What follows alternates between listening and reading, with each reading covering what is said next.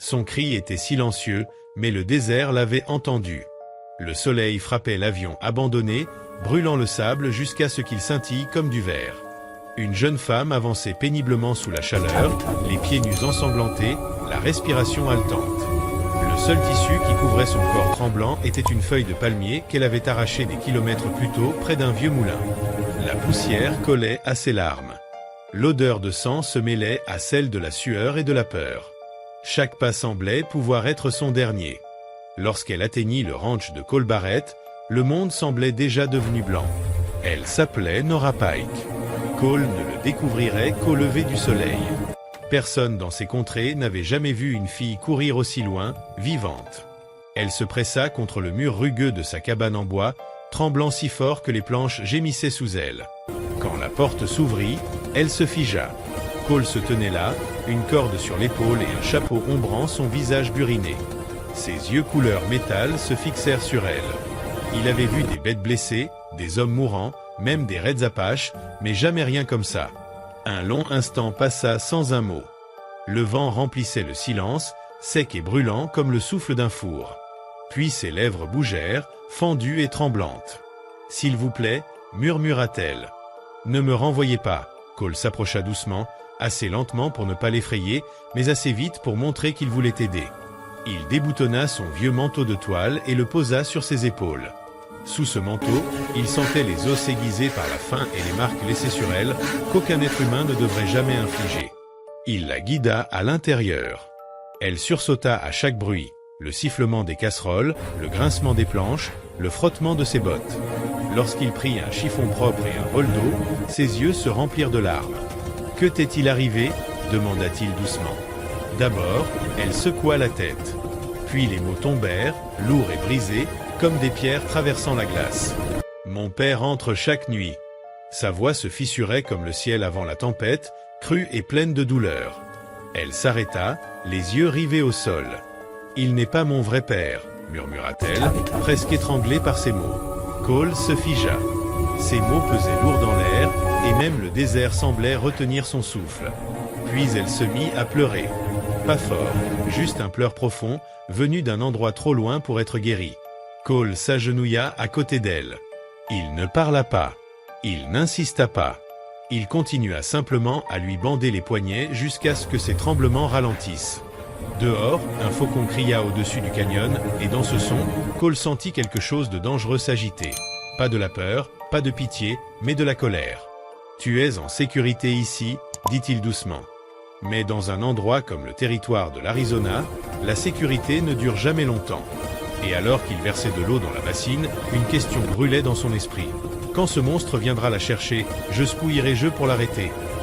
Le lendemain se leva chaud et lumineux, de cette chaleur d'Arizona qui fait danser l'air au-dessus de la terre.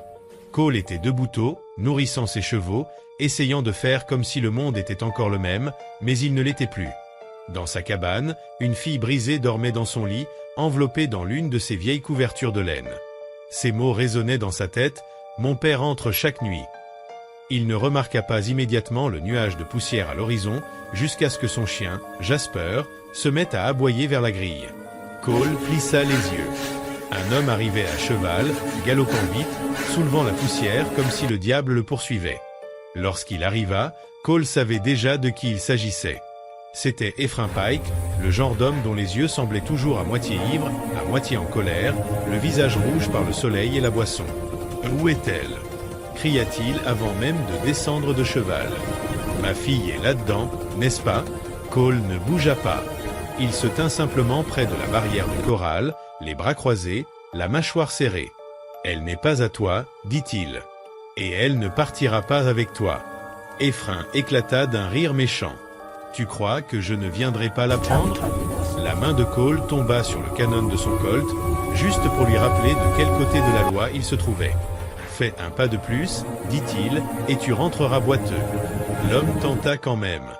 Il poussa sur la grille. Cole attrapa son poignet plus vite qu'un serpent. Des années à dompter des chevaux sauvages avaient rendu sa prise de fer. D'un geste fluide, il lui tordit le bras et l'envoya face contre terre dans la poussière. « Ce n'est pas fini, vieux, » grogna Ephraim en se relevant. « Tu regretteras d'avoir touché à ce qui est à moi. » Cole le regarda calmement, froidement. Elle n'a jamais été à toi. Tu as épousé sa mère, pas elle. Ephraim remonta sur son cheval, furieux, et s'éloigna vers les collines. Jasper aboya jusqu'à ce qu'il disparaisse dans la chaleur. À l'intérieur, Nora se tenait près de la fenêtre, serrant la couverture contre elle. « Il va revenir, n'est-ce pas » murmura-t-elle. Cole ne répondit pas tout de suite. Il lui versa un verre d'eau et dit qu'il essaie. Elle le regarda longuement, comme pour vérifier qu'il était sérieux. Cole se tourna vers la porte ouverte, le vent du désert faisant entrer l'odeur de poussière et de sauge. Il savait que cet homme n'avait pas fini. Les hommes comme Ephraim ne s'arrêtent jamais tant que quelqu'un ne les arrête pas. Et au fond de lui, Cole savait autre chose. La prochaine fois, Ephraim ne viendrait pas seul. Le danger approchait plus vite que le vent. Le soir, le soleil tomba derrière les montagnes Ua, répandant une lumière dorée sur la vallée. L'air devint doux, mais l'instinct de Cole restait tendu. Il sentait que les ennuis n'avaient pas dit leur dernier mot. Dans ces contrées, les nuits calmes signifiaient souvent que quelqu'un rôdait. Nora l'aida à rentrer les chevaux, les mains encore légèrement tremblantes.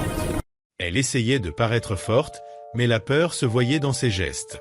À travers la façon dont elle jetait des regards vers la route, Cole avait remarqué quelque chose, mais il ne dit rien. Il continua simplement son travail, lentement et régulièrement, pour qu'elle puisse respirer au rythme de ses gestes. Le lendemain matin, Cole avait vu juste, une trace de sabot coupait le sable derrière la grange.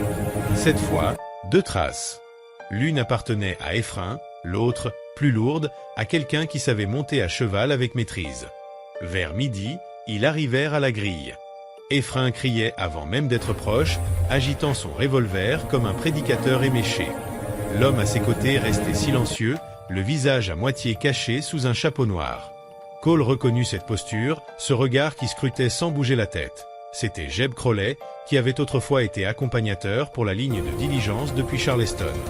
Cole sortit lentement, s'essuyant les mains sur un chiffon. « Bonjour, les gars. Vous êtes sûrs de vouloir être ici » Ephraim cracha par terre. « Tu as quelque chose qui m'appartient. » Avant que Cole ne puisse répondre, les yeux de Jeb rencontrèrent les siens, et tout changea.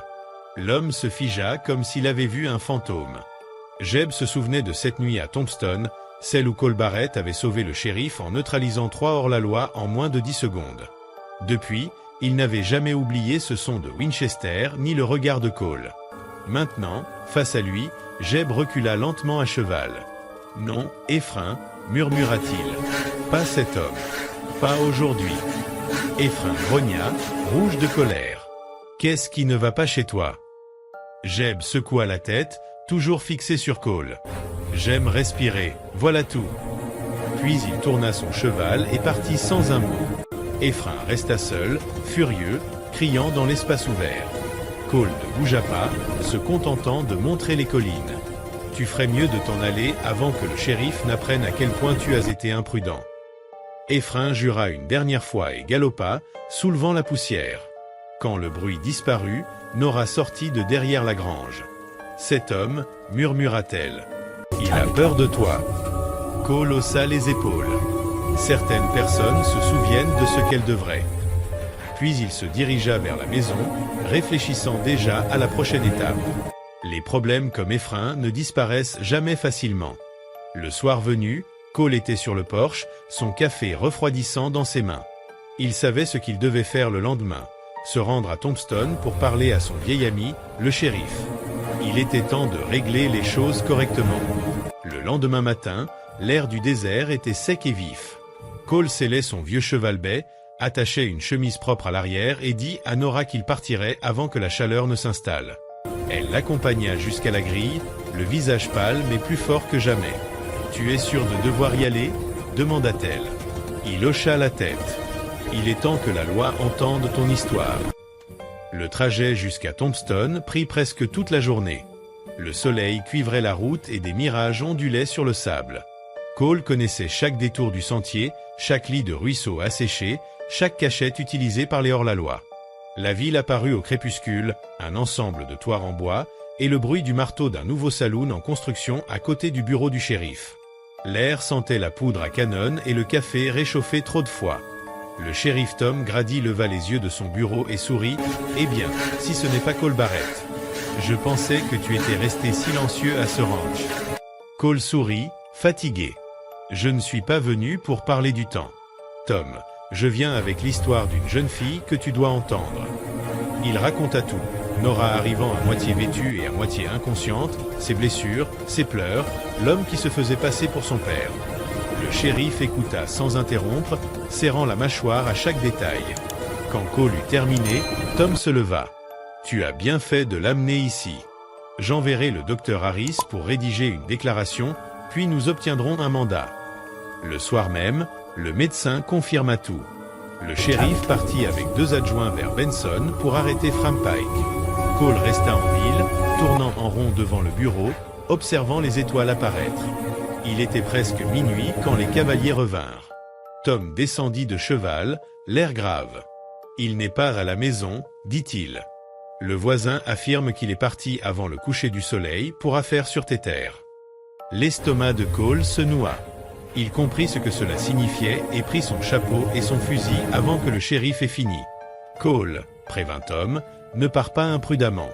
Nous enverrons des hommes demain. » Cole se retourna une fois. Demain pourrait être trop tard. Il chevaucha dans la nuit, la pleine lune éclairant la poussière derrière lui. Chaque mile vers le ranch pesait de plus en plus. Il imaginait Nora seule dans la petite cabane, peut-être endormie, peut-être attentive à chaque bruit dehors. À l'aube, Cole aperçut de la fumée près de la grange. Son cœur s'arrêta. Il accéléra, fusil prêt. La porte du portail était grande ouverte, l'odeur de bois brûlé et de poudre flottant dans l'air. Près du corral, un cri résonna. Cole sauta de cheval avant qu'il ne s'arrête. La grange était en feu, une silhouette se mouvant à travers la fumée.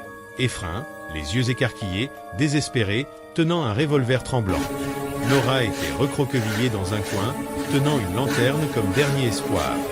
Cole s'avança lentement, fusil levé mais stable. « Pose ça, dit-il. » Effrein éclata d'un rire sec, craquant comme le feu derrière lui. « Tu penses pouvoir prendre ce qui m'appartient et t'en aller ?» Cole ne répondit pas, regarda Nora, puis l'homme qui avait brisé sa vie. « Elle n'a jamais été à toi, » dit-il doucement. « Et ne le sera jamais. » Le temps sembla suspendu. La poussière montait sur la crête. Des cavaliers arrivaient rapidement depuis Benson. Le revolver se leva brusquement. Un coup retentit. Effrein tomba, tenant sa jambe. Tom et ses hommes surgirent, fusil levé. « On a entendu le coup de feu depuis la crête, » grogna Tom. Cole baissa son fusil, haletant. « Vous êtes arrivés juste à temps. » Tom hocha la tête. Il vivra assez pour être jugé. La justice est lente ici, mais elle n'oublie jamais. Quelques jours plus tard, la salle du tribunal de Tombstone était pleine. Ephraim Pike se tenait devant le juge, le visage pâle sous les blessures, le rapport du médecin, le témoignage de Cole et les mots tremblants de Nora. Le marteau du juge tomba, plusieurs années de travaux forcés dans la prison territoriale. Ce n'était pas de la vengeance, c'était la justice. À leur sortie, Nora prit la main de Cole. Ses yeux étaient fatigués mais plus effrayés. Des mois passèrent, le ranch se remit lentement. Nora apprit à monter à cheval, à réparer les clôtures et à rire de nouveau.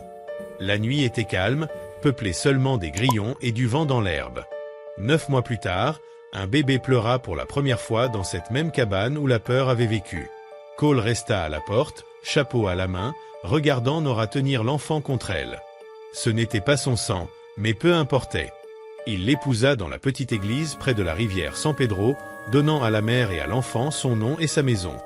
Les habitants murmuraient que Cole Barrett devait être à moitié saint, à moitié fou, mais cela lui était égal. Certains hommes construisent des clôtures, d'autres des familles. Parfois, le plus courageux n'est pas celui qui combat avec son arme, mais celui qui reste, aime et offre une chance de recommencer.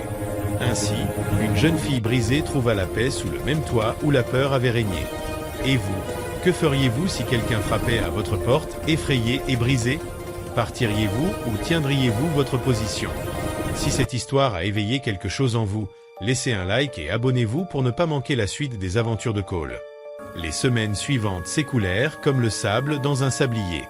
Le ranch retrouvait peu à peu son rythme, le hennissement des chevaux, le claquement des bottes sur le bois sec, le murmure du vent dans les montagnes. Cole travaillait avec Nora à remettre de l'ordre dans les champs et les clôtures, mais il sentait toujours le danger rôder, tapi derrière chaque ombre. L'expérience lui avait appris que certains hommes ne savent pas renoncer, et Ephraim Pike avait encore des complices quelque part dans le territoire. Un matin, alors que le soleil se levait comme un feu à l'horizon, Cole repéra une silhouette solitaire avançant le long du sentier poussiéreux. Son instinct se tendit immédiatement. C'était un homme aux allures étranges, vêtu de noir et portant un sac en cuir usé. Il s'approchait avec prudence, mais son regard cherchait quelque chose. Cole posa une main sur le canon de son fusil, silencieux, mais prêt à agir. « Cole Barrett ?» appela l'homme d'une voix calme. Cole plissa les yeux, évaluant chaque geste. « Qui êtes-vous et que voulez-vous ?»« Je m'appelle Silas Crane », répondit l'homme. « Je viens de Tucson. On m'a parlé de votre affaire avec Nora Pike.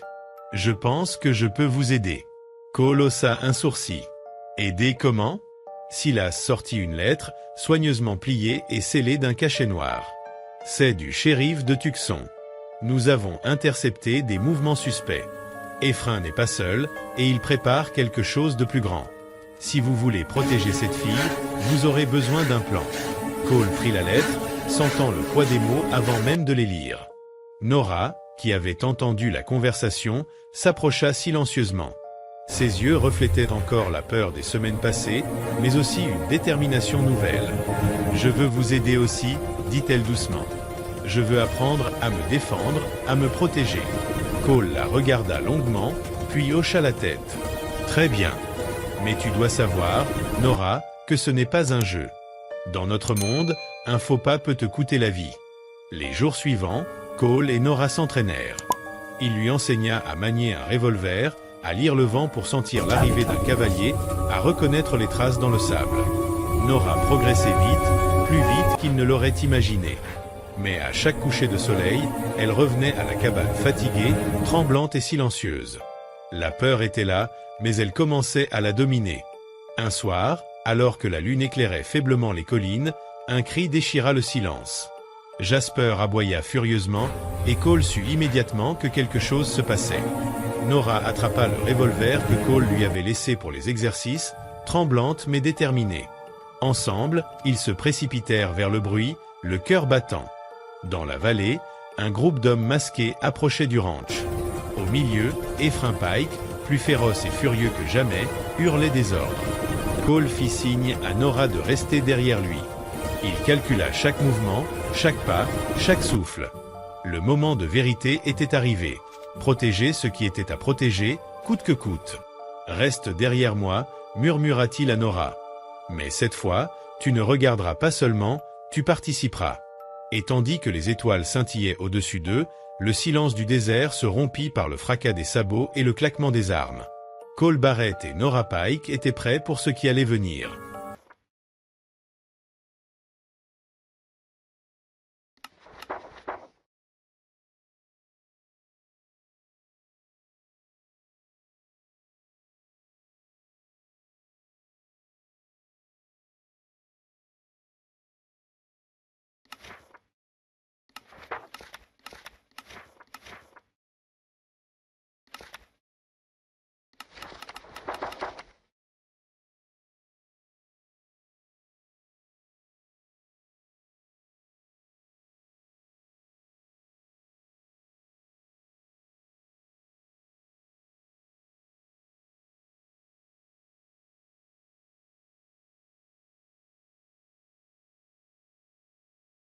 Tô insano.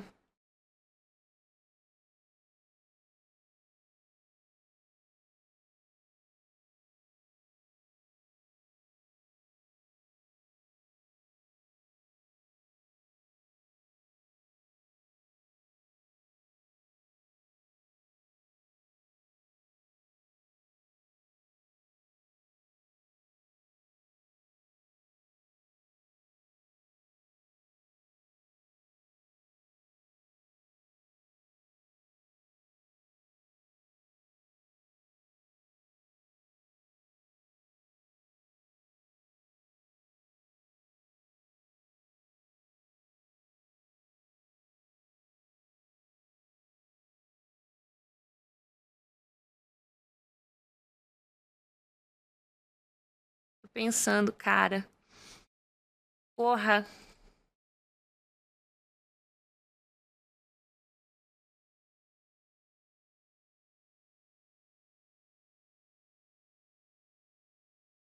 Tive uma ideia.